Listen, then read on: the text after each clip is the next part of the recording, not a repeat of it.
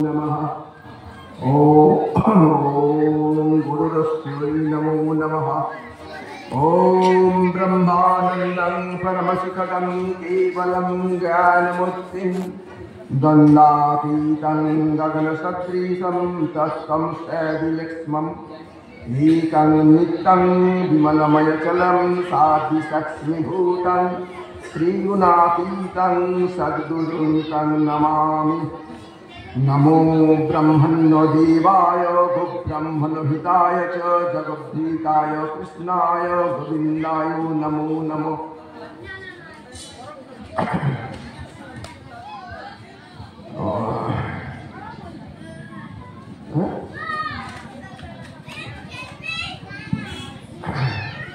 जय जय राधे श्याम श्याम सुंदरम गोपी वल्लभ कुंज बिहारी वृंदावन बिहारी लाल लाल की जय। वृंदावन धाम की जय, नित्य वृंदावन की जय, ब्रज बिहारी की जय, ब्रजबाला की जय, ब्रज धाम की जय, ब्रजमंडल की जय, गिरि गोवर्धन की जय, गिरिधारी की जय। जय जय राधे श्याम सुंदरम।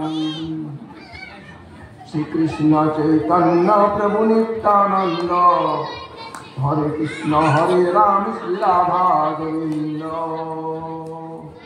श्री कृष्ण चैतन्य प्रभु नित्यानंद अद्वैत श्रीवासादि गौर भक्त वृंद नमो नमः।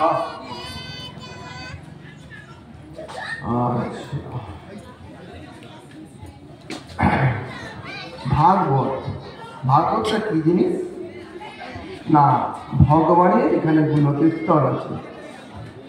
ভা মানে জ্ঞান, ভারত হলো অর্থাৎ জ্ঞানে রত থাকা।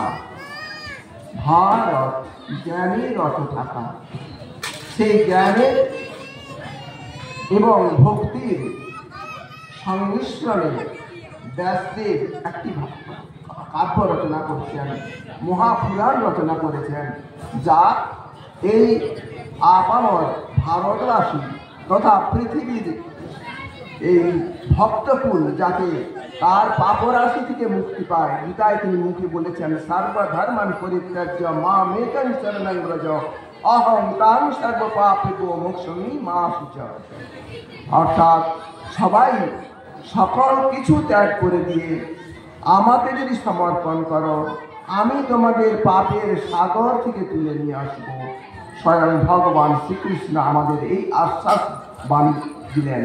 অর্থাৎ আমরা যদি এই গৃহকর্মে যা করছি সেই হাতে কান আর মুখে নাম, সে নাম করতে থাকি, তাহলে ভগবত কৃপায় আমরা সেখানে যেতে পারবো। তাহলে সেই ভগবানের নাম কেমন করে করতে হবে বা ভগবানের নামের মাহাত্ম্য কি, সেইটি ভাগবত আছে।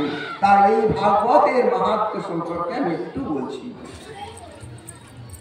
তুঙ্গভদ্রা নদী তটে এক ব্রাহ্মণ বাস করতেন। নাম তার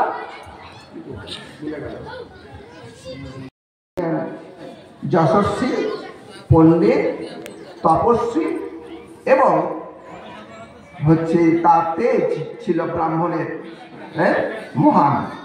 কিন্তু তিনি তার জীবনচর্যায় ভুলক্রমে দাসীতে আসক্ত ছিলেন। তো সে